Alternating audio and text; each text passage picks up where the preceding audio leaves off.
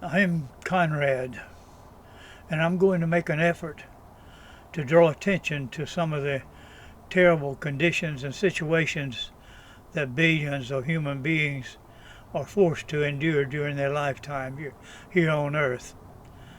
And then in later videos, I'm going to point out in simple language the situations, actually the systems that are controlling our lives and literally imprisoning us.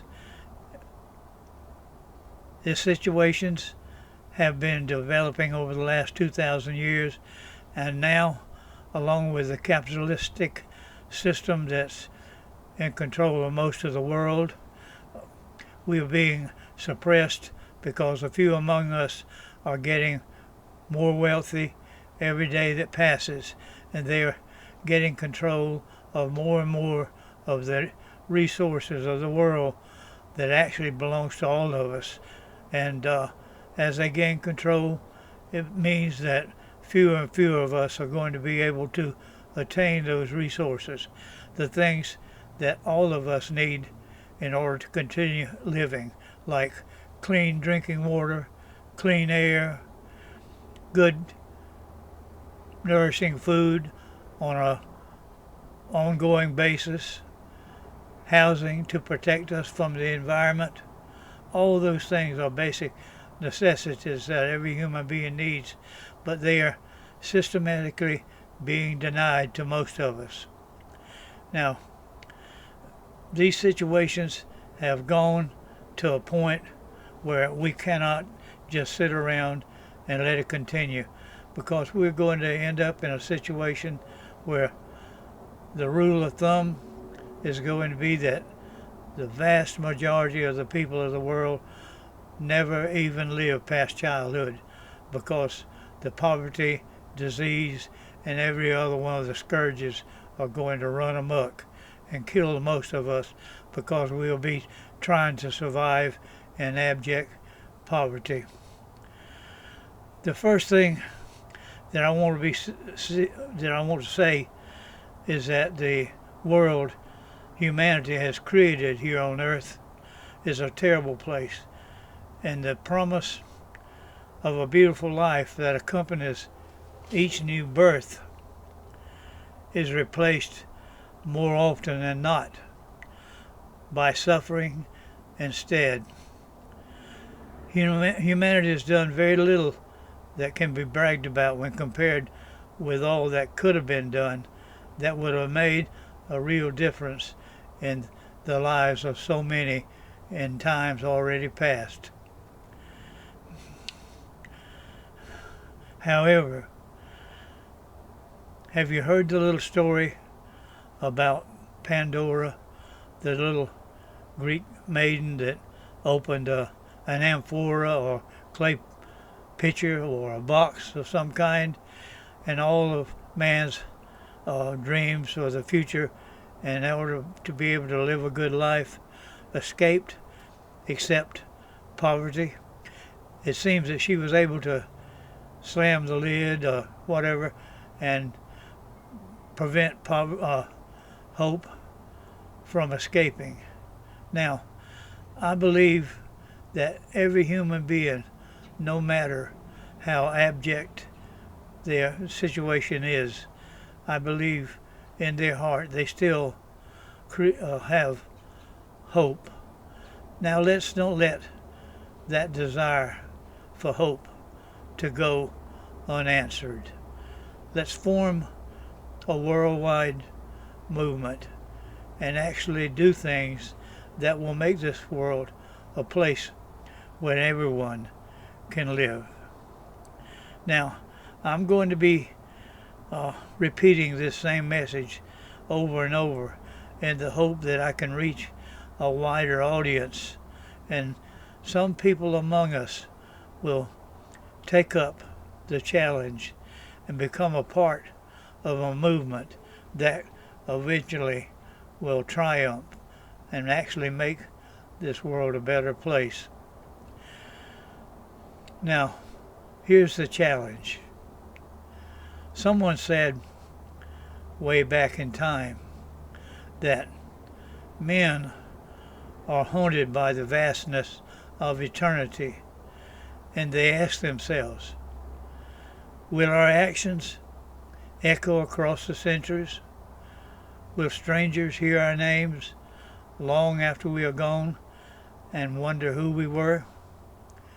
The author of that answered by saying, if immortality is to be your life's reward, you cannot earn it by becoming just another great warrior and killer of men in the mold of Achilles or Hector or Agamemnon way back in Greek mythology. You must become the last savior among a group of last saviors of mankind here on earth by destroying the systems that have been created that are allowing an elite few to deny the equal distribution of those necessities of life, for they are the reasons why poverty, hunger is everywhere, and many diseases have not been controlled. They are also the cause of all the wars in history, as well as the suffering and death that have accompanied them. Please carefully what was said. Then if you still plan to continue your life without becoming involved with this great cause that's working against all the injustice in your world, maybe you'll be lucky enough to have a good life, and your children will mourn you when you're gone. Maybe your grandchildren will also remember you and sometimes bring up your name as the years go by. However, let me tell you, when they are all gone, no living person will remember your name and remember your face either, nor your name and your memory. All those will be lost forever. On the other hand, if you decide to rise up and be part of this movement to change the situation so that all can live, your name and the good that you and your comrades did to bring about a better world may be remembered forever. The simple truth is, most human beings born on this earth have lived terrible lives, filled with suffering, from hunger, even starvation. In earlier times, the natural causes, such as the elements and environment, was the reason for most of this suffering and early death. Today, human competition over the main things that we all need to live is the cause of all our suffering that's being an ongoing thing. Now, everyone needs to have access to the necessities of life, but the elites among us have gained so much wealth, so much control over everything, and their greed is not going to ever allow us to gain those necessities that we so desperately need. All you have to do is look within any country to see that the way the world's being run is a failure, because there are people everywhere being overcome by contagious diseases, living with their mouths full of rotten teeth, and suffering from malnutrition. At this very minute, thousands of little babies are starving, and millions of people are living from day to day on small amounts of low-quality food, and many are dying from starvation. There are millions of people who are being overcome by illness, and many of those are suffering from common diseases that could be easily treated.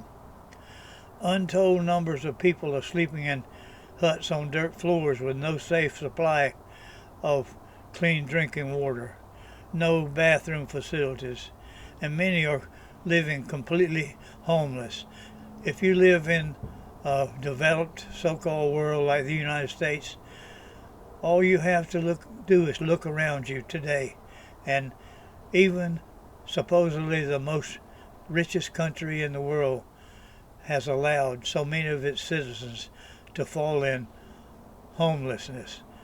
Families living on the streets with barely nothing. All because the wealth has been cornered by an elite few who are allowing their greed to starve the rest of us to death. Now, I tell you about a situation that I just saw with my own eyes less than a month ago. I was in a Central American country, and because I've been touring Central America and South America and the Caribbean and observing poverty and suffering everywhere I've been. But I want to tell you about this situation where a friend of mine told me that he had a place that I needed to see. So we drove out there to the edge of the capital city of this small Central American country to the city trash dump. The trash dump had been set on fire and it was smoldering in different places, but what I saw was actual shock that no one should actually believe. In the piles nearest to where we parked, there was a skin and bone woman with rags on for clothes, and her skin was actually charred to like a piece of meat that you've been frying, and she was digging in the rubbish looking for anything that she could eat. And there were two skin and bones children also doing the same thing with her. Now there were also other human beings around doing the same thing, as well as vultures circling around, and others already are down looking through anything, like the starving dogs that were also around. Now, where she was, if her eyesight hadn't been destroyed, I'm sure she could see across a road and area where there was a chain link fence. And on the other side of that chain link fence, there was a group of young men dressed in what you might call athletic wear, playing soccer, laughing and having a good time. And you could tell that they were well fed and happy. Now, on her side, I just described what the situation was. Now, that's a contrast between how people can live and how some people are being forced to live. Now, there's other realities. All you got to do is, in India, I don't know about many other places in the world, but in India, there are little 10 and 12-year-old girls picking cotton under the bright, hot sun all day because they've literally been sold into slavery. And I've seen videos on YouTube about people in Pakistan who borrowed a little money and got in debt and ended up making bricks. The whole family, day after day after day, making bricks to just pay off sums that didn't amount to maybe $200 in the United States money. They were spending years and lifetime imprisoned by that small debt. This is the kind of situations that we have going on in this world. And another thing that I personally know, in Miami, Florida, there have been young women brought there illegally and held as prisoners to work in the homes of other people who were immigrants from that same country. These young girls held virtually as prisoners, working as day labor in their homes, doing everything for virtually nothing. That's the situation right here in the United States that I know for sure that has been going on. That was a while back. I don't know exactly about now.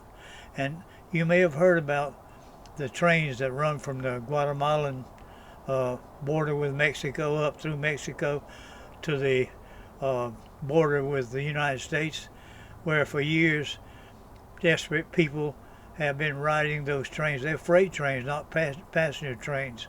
You know, trains with box cars to carry goods and tanks to haul liquids.